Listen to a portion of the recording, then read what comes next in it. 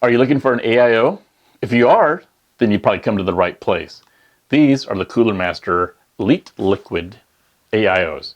We got the 240 over here, and we got the 360 over here. We've got one that's white, we've got one that's black, we've got one that's 240 millimeters, we've got one that's 360 millimeters. We're going to take a look at these, we're going to jump in the boxes, maybe tear one of them apart, and find out, are these actually any good?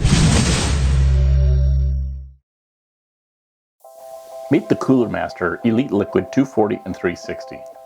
Cooling that blends style, performance, and customization into one clean package. Right up on top, you get a distinctive hexagonal pump design that instantly stands out in any build. And because the top cover is fully tool-free and removable, you can adjust the internal logo orientation. Compatibility is dialed in too. Whether you're running an Intel or an AMD, the integrated mounting brackets make installation straightforward. And with the fans already daisy-chained and pre-installed, the setup process stays quick, clean, and frustration-free. Inside, the pump runs at 3200 RPM with addressable RGB lighting, low noise levels, and long-term reliability. The aluminum radiators are paired with high-performance ARGB fans pushing strong airflow and solid static pressure to keep things cool. You get 400 millimeters of tubing for flexible routing, a quiet pump rated for over 21,000 run hours, fans rated for over 40,000 run hours, and a full 3-year warranty for peace of mind. The Elite Liquid 240 and 360, reliable cooling, standout style, and a build experience that feels smooth from start to finish. We'll go ahead and have this box here that we've got set up. So it does say that this one is the white one. So I heard that there's going to be a sale on this one sometime soon. So keep checking back, or keep looking where they sell them all, that there's going to be a sale on the white one that's coming up. So that'll be nice. So we've got the bag here. It's got all the stuff in there. Like I said, it's got for the AMD 4. It's got the AMD 5, all the Intel mounts, all the good stuff that you kind of need inside of there. On this unit, the fans are pre-installed. It's pretty much plug and play. You're not going to have to worry about anything else except just making sure that your CPU is clean before you put this on. Just to show you real quick, it does come pre-installed with the thermal paste. So we're going to go ahead and take a look at the pump. So the pump's got a plastic on the top of it. I'm going to get rid of that. ARGB connection, it's here, and you've got then your pump connection. So now, which one do you plug this one into? I'm waiting for the answer. You plug it into the fan controller. You plug your fans into your CPU because you want your fans to ramp up and down to cool the CPU.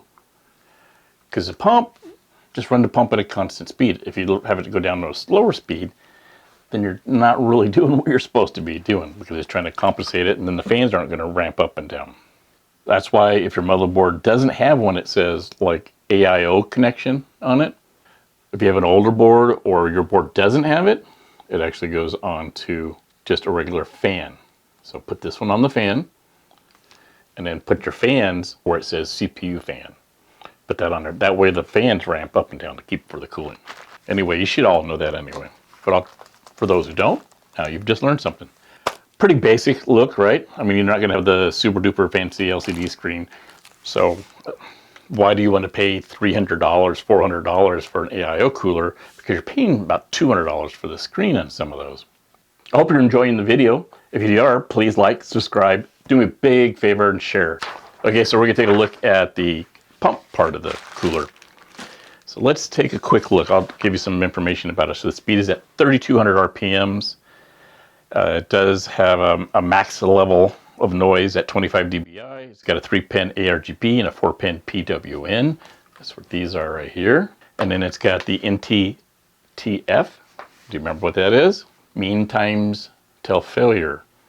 So it says it's greater than 21,000 hours. That's 2.4 years. That means, out of their testing, that it should last at least 2.5 years before any kind of a failure should happen.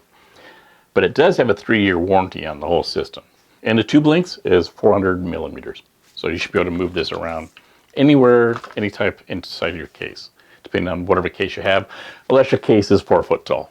So taking a closer look, we're going to look at this. I'm going to pull off the plastic So this is ARGB, and it's going to give you your colors here. And it looks like fairly easy. You do have some plastic fittings here, which is okay. Except the ARGB is here and the pump is underneath. If you need to take the cover off, squeeze on the sides, and then it's a little tough, but it comes off. So, and there we go with that. So this is where the lighting and all the stuff comes into. This is a dual pump, so it should be nice and quiet. It should last you a long time. Putting the plastic back on to help protect it while I'm moving things around. We'll take another look here. So we got the radiator and the fan assemblies. I kind of like this white. Again, it's not a bright white. It's more of a powder coating white, a matte finish to it. Looks pretty nice. To say the Elite, looks like it's got 10 blades. So 1, 2, 3, 4, 5, 6, 7, 8, 9 blades. Sorry, missed it by one. It's got some rubber feet dampening here, so where the screws are at. So that also means that wherever it is on the radiator itself, it's got the rubber dampening on there. And then we've got the mounting holes. So we get the fans that we need to connect, right? So they've got the larger connection points here. So we've got the ARGB, long connection points from there. It comes up. It does go to here and then across. It's going to be fairly simple. They can only plug in one way, and of course they're only going to plug into the right connections. So that way you don't have a bunch of different cables that's literally laying around. So you're going to want to take that, pop it into place, take it and pop it into place as well, and they snap in there. So they're locked in pretty good, and then you put that up. So then you could just have those two cables that come out. Take these, make sure you do something with them, maybe kind of wrap them around each other, kind of wrap it. Now it looks like that, and it's easier to run around your areas. My favorite stickers on here says warranty void when removed. So that'll be like one of the first things that I'll end up doing. But overall, it looks really nice. I guess what we need to do then is jump in and just take a quick look at the black one to see if there's anything that's kind of different about it. And then I'm going to test these things. So let's jump into the 360 and see what it looks like. Kind of know what the white one looks like. So this is the black one. Not going to be that much difference, as we can tell, except that it's a different color. I'm just going to take out the unit itself. I'm not going to take out all the other products and all that stuff, because it's all basically the same. So it all looks pretty good. It looks like the same as the other one, except black, right? Again, it's a kind of a matte finish, so it's not real shiny. It doesn't show the fingerprints, which is really nice. Same fans, just different colors, same connections. Thermal paste and everything's included. It does have a black cap though on the pump. So we're gonna have to see what that looks like when the RGB is turned on for that. Again, this one's also about 27 millimeters thick. And of course, the sizes we already know. I'm gonna throw these up on the test bench, see how they do, compare them against some other ones. We'll talk about the results, and then I'll give you my final opinions on the Elite 240 and the Elite 360.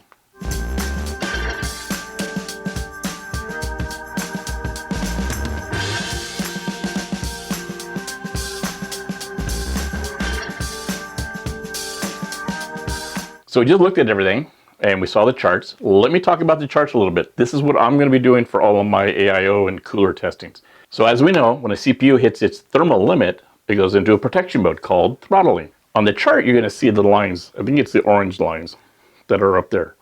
The longer the line, the better, okay? So what it shows us is that it was able to cool down the CPU much more efficiently to allow it to go to a higher speed.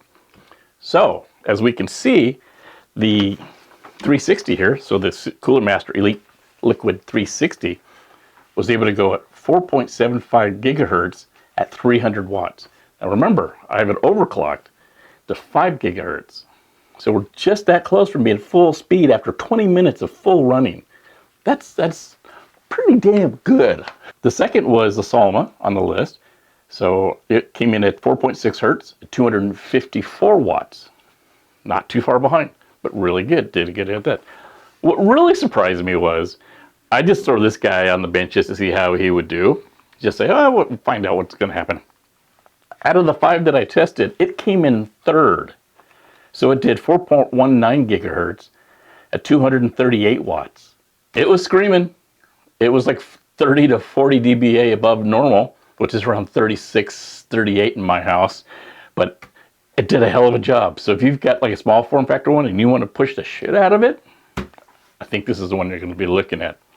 Next up is the Fractal Celsius S36, kind of an older model, but it was able to get at 4 gigahertz at 222 watts.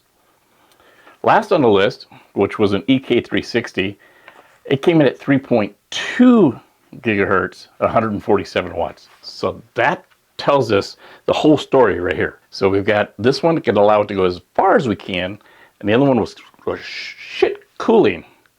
And you see how far it throttled down. So that's why I'm doing the testing I am, just so we can actually see how much cooling it's actually doing for the CPUs. My final thoughts on the Cooler Master Elite Liquid Series. So we got the 360 here and the 240 over here. Are they the queens of the aesthetic show? No. Do they work? Do they perform? Absolutely. If you're looking to not build a showcase PC, you want something that's going to give you performance without breaking the bank, then I would 100% take a look at the Cooler Master Elite series. Thanks for watching. Hope you liked the video. Please like, please subscribe, please share it. Actually, sharing helps a lot more than almost anything else. Get it all out there. Really trying to do all the best that I can do for you guys. Trying to get all the stuff that I can. Help educate when I can. Again, if you have anything that you would like me to maybe talk about or show or whatever, if you have anything to talk about these coolers or any other coolers, please put it down in the comments. Thanks for watching. And remember, keep building, keep modding, and I'll see you in the next video.